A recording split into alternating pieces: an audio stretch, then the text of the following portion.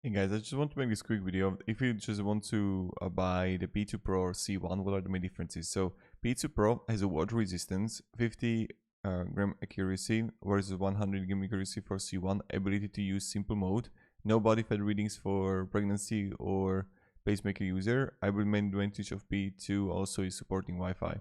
So primarily also there is a huge difference between these two is that so with the P2 Pro you can have protein, BMR, body age, sub, a continuous fat and heart rate.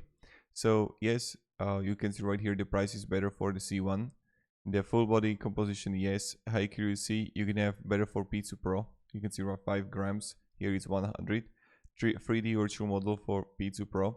Then Unreal Users Unlimited. Nutrition tracking for P2 Pro. Also, it's waterproof. So if you want to have it when you have kids and things like that, you can have Bluetooth. Then Wi-Fi. That's something that you don't have with the C1. Then also the measuring tape, and then your number of metrics. You just have more of them. As I mentioned, you can have like these 5 like above it. And then you also the waiting image, I couldn't get it for C1, but you're gonna have the battery. You have 4AA. Here is free. I don't know why it's better, but it is what it is.